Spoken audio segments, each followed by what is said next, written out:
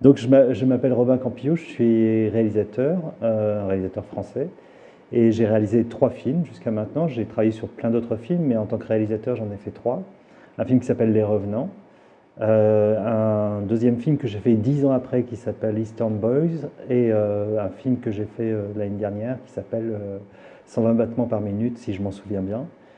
Et voilà, et donc je suis ici au festival Lovers de Turin pour présenter un peu, je crois, 2 de mes films, hein, et parler un petit peu aussi de production et de distribution de films LGBT. Et voilà, donc je suis très content d'être ici. Voilà. C'est la dernière date que je fais parce que ça fait depuis le festival de Cannes où mon film a été présenté, c'était il y a un an, et donc j'ai fait plein de festivals, plein de sorties, et là c'est le dernier festival auquel j'assiste. Bah, le festival, oui, en fait, c'est un ami commun, Franck Finance Madureira, qui est président de la Queer Palm à Cannes et qui m'a depuis très très longtemps qui m'a dit que je devais venir à ce festival, etc. Et que donc le festival tenait à ce que je vienne pour présenter mes films et pour présenter aussi des films, un film que j'aime aussi particulièrement dans le monde cinématographique LGBT. Et donc voilà, c'est un peu. Je me suis dit depuis le début, parce que visiblement c'est un festival qui a une grande renommée, qui existe depuis assez longtemps, j'ai l'impression. Et donc j'avais envie de participer à ce festival et que je trouvais que c'était une bonne manière de terminer justement cette tournée du monde avec mon film, quoi. Euh, En réalité, en fait, mes 3 films n'ont pas vraiment ont des rapports, mais qui sont assez étranges. Mon premier film est un film fantastique qui s'appelle Les Revenants, qui a donné aussi une série télévisée en France, et qui est qui raconte l'histoire de morts qui reviennent à la vie d'un seul coup, qui sortent des cimetières et qui reprennent leur place dans la vie des vivants. Et les vivants à leur contact ne sont plus aussi vivants que ça, ils sont un peu comme des morts vivants eux-mêmes.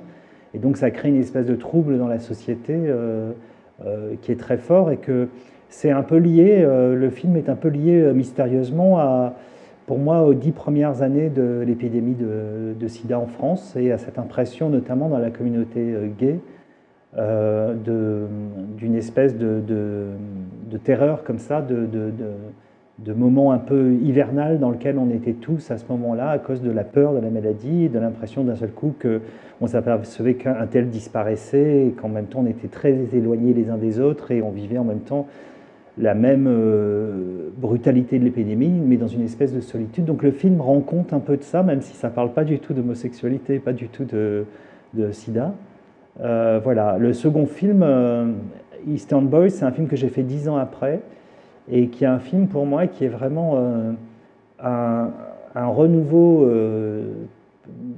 enfin, dans la manière que j'avais de faire des films, parce qu'autant le premier film était pensé comme un film à l'ancienne, c'est-à-dire avec des plans très bien cadrés, des choses comme ça, très contrôlées. Et en fait, Eastern Boys, ça raconte l'histoire d'un type qui a la cinquantaine et qui va draguer un jeune prostitué à la gare de l'Est à Paris, un garçon de l'Est justement, et à la gare du Nord, pardon, et il fait venir ce garçon chez lui. En fait, arrive chez lui toute la bande du garçon qui décide d'improviser une fête chez le type, mais que cette fête est aussi un vol parce qu'il décide de voler tout ce qu'il y a dans l'appartement.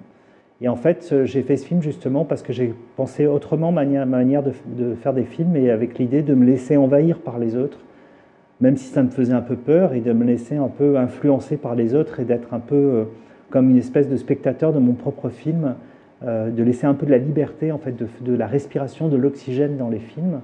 Et je trouvais que c'était un film aussi qui m'intéressait parce que je changeais de forme au milieu du film. C'est un film presque un peu trans dans sa manière d'être fait, très queer, je pense, aussi dans sa manière d'être fait. Et enfin, j'ai fait, parce que j'ai trouvé cette nouvelle manière de filmer, cette plus grande liberté que j'avais à faire des films, j'ai compris que je pouvais faire le film que je voulais faire depuis le début de l'épidémie, depuis 1982, qui est ce film sur le sida, et sur mon expérience en 92 quand je suis rentré à ACT UP Paris, le groupe de militants de lutte contre le sida. Et donc voilà, le lien que je fais entre les 3 films, c'est un peu celui-ci, quoi.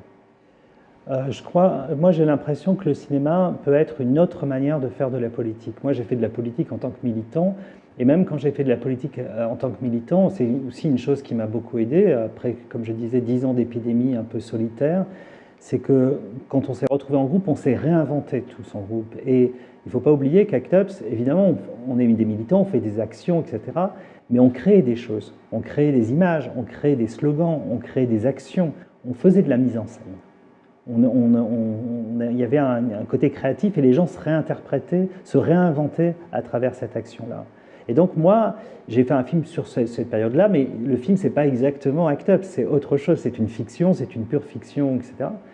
Et je pense que le cinéma, moi, c'est ce que j'ai essayé de faire, et aussi avec mon film précédent, qui est beaucoup plus ambigu politiquement, c'est qu'effectivement, le cinéma peut être une forme d'activisme, mais elle peut être une forme d'activisme de plusieurs manières différentes.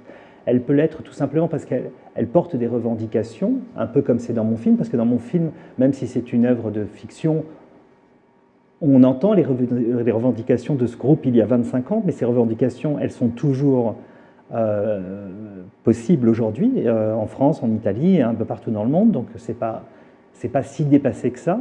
Et aussi, il y a une autre manière de penser l'activisme au cinéma, c'est que moi j'ai eu l'impression, surtout en allant aux États-Unis, qu'on utilisait le cinéma pour donner une bonne représentation, une bonne image de nous en tant que LGBT, etc. Et moi je pense, en tout cas en tant que gay, quand j'étais ACT UP déjà, on en avait marre de donner une bonne image de nous. Ça ne nous intéressait plus. Ce qu'on voulait, on voulait que les choses changent. Et moi je pense que le cinéma, c'est pas seulement une manière de donner une image de nous, de faire de la représentation de nous-mêmes, c'est aussi une manière de nous projeter dans autre chose nous-mêmes, de nous réinventer nous-mêmes, de nous métamorphoser nous-mêmes à travers le cinéma, et donc ne pas être juste dans une attente de reconnaissance via le cinéma, mais d'être dans une possibilité de produire de la politique, pas seulement par rapport aux gens extérieurs à nous, mais pour nous-mêmes, et donc d'arriver à nous transformer à travers le cinéma. Enfin, moi, je ne pense pas les films en pensant au public. Je pense les films comme je peux. Donc je fais les films que je peux. J'en ai pas fait beaucoup, j'en ai fait 3. Donc, et c'est vrai que, par exemple, je sais que sur ce film-là, c'est très étonnant parce que mes 2 films précédents ont été assez catastrophiques au niveau des entrées, etc. Et ce film-là, je l'ai pensé en me disant, je ne vais pas faire un film universel. Je vais faire un film vraiment où, pour utiliser le mot français qui est une insulte, entre PD, où les gens parlent que de politique, où il y a des longues scènes de sexe, où il y a des longues scènes de mort, etc. Et je ne vais pas forcément faire plaisir à tout le monde. Et curieusement, c'est ce film qui a le plus marché en France, qui est un énorme succès populaire qu'on ne pouvait pas imaginer, puisque le film a fait 900 000 entrées, donc ce qui est beaucoup. Et alors évidemment, il y a eu le Festival de Cannes a aidé, etc. Mais je pense qu'il y a quand même quelque chose de très fort à s'imaginer qu'en fait, c'est ce film-là qui est le film le plus minoritaire, qui a rencontré le plus de public, et pas seulement à Paris, vraiment beaucoup en province, etc. Moi, j'essaye de parler un peu, de faire des films un peu honnêtes, tout simplement, et de faire que si mon film est honnête et que je me raconte bien une histoire, les gens vont pouvoir la recevoir, quoi. Mais par contre, je n'ai pas de solution à ça, puisque mon film précédent était une catastrophe. Alors maintenant que ce film est un succès, le film précédent est devenu un peu comme un film culte, Eastern Boys, qui est quand même un peu bizarre, mais voilà. C'est très compliqué pour moi. D'abord, moi, je viens de France. Et en France, il y a une politique et une culture du cinéma qui est énorme. Donc il y a beaucoup, beaucoup de salles, il y a beaucoup, beaucoup d'écrans. Et ces écrans, il y a vraiment un travail des exploitants pour préserver le cinéma du monde, et pas seulement le cinéma français. On n'est pas écrasé totalement par le cinéma américain, et c'est vrai que même dans les grands cinémas où il y a 20 salles, même 30 salles, c'est toujours possible d'aller voir un film asiatique, d'aller voir un film indien, d'aller voir... Donc il y a cette possibilité-là. Donc c'est très dur de comparer les deux pays là-dessus. Il faut quand même être un peu honnête, et je pense que pour mes distributeurs italiens, Teodora, ça a été beaucoup plus compliqué que pour mes distributeurs français. Ça, c'est la première chose. Après, je pense qu'effectivement, curieusement, je pense qu'il n'est pas impossible, moi je ne peux pas savoir, je ne connais pas assez bien l'Italie, mais il n'est pas impossible que le public soit moins intéressé par ce sujet qu'ils ne l'ont été en France. Mais il faut savoir qu'en France, en fait, le film est sorti à un moment, il est sorti juste pendant la présidentielle, et les gens avaient envie de politique, et ils sentaient que la politique était un peu moribonde en France. Et ce film vient aussi après 3-4 ans, après les débats sur le mariage homosexuel en France, où on a vu dans la rue beaucoup de gens très conservateurs, majoritairement catholiques, qui sont descendus dans la rue pour s'opposer au mariage gay et au mariage voilà. Et en fait, les gens ont eu marre de ce mouvement, ce qui fait que mon film a eu du succès, je pense aussi, en réaction par rapport à cette année qu'on avait vécue, où tous les conservateurs, tous les réacs étaient dans la rue. Je pense que ça a joué. Et c'est pour ça que c'est compliqué pour moi de comparer. Ce que j'ai découvert, moi, ce que je peux vous dire, en tout cas, sur ce film-là et mon film précédent qui était distribué par d'autres personnes en France, c'est que sur 120 battements par minute, moi, j'ai trouvé extraordinaire le travail qui a été fait par rapport aux salles. C'est-à-dire d'aller chercher, de discuter avec toutes les salles pour avoir la possibilité de faire que le film reste très longtemps à l'affiche. Très très longtemps à l'affiche, genre 2 mois ou des choses comme ça. Donc c'est énorme pour un film d'auteur.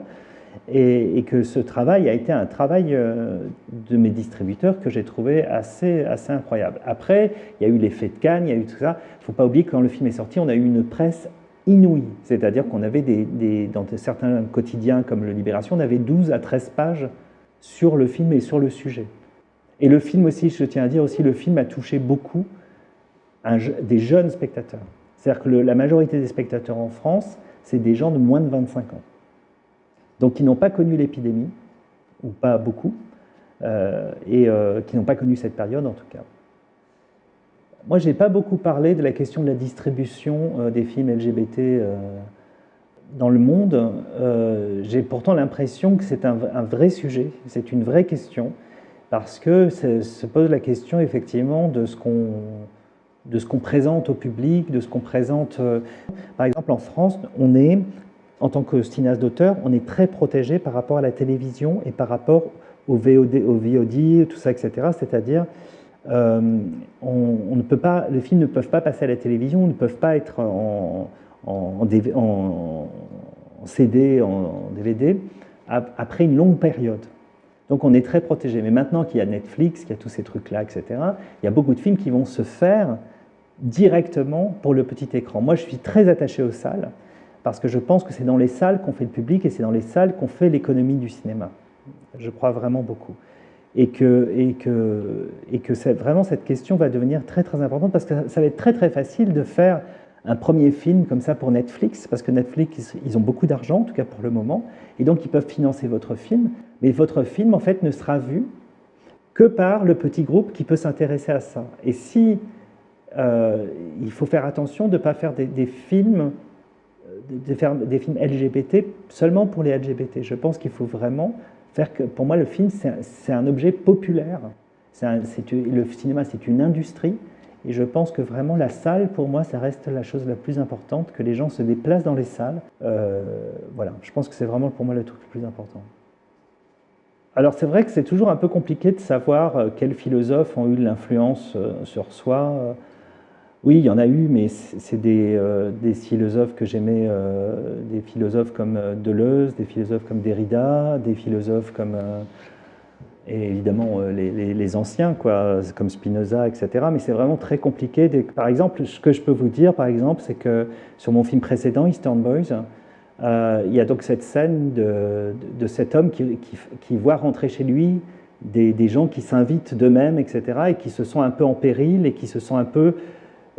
en même temps l'hôte du lieu et l'otage. Et par exemple, ça rejoint beaucoup une pensée que moi j'avais adorée chez Jacques Derrida, qui est ce concept d'hospitalité, entre l'hostilité et l'hospitalité, c'est-à-dire qu'on reçoit et en même temps on a peur et qu'on est tout le temps l'otage de la personne que l'on reçoit. Et pour moi, ces choses-là, oui, ce sont des choses avec lesquelles je dialogue toujours, ou les gens comme Michel Foucault, etc., évidemment.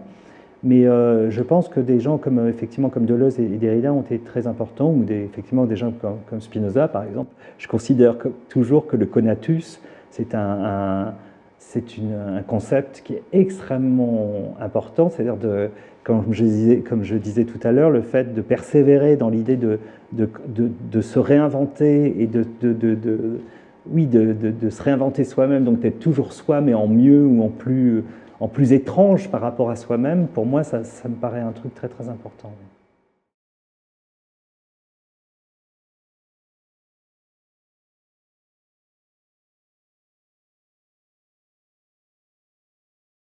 En France, en Italie et un peu partout dans le monde.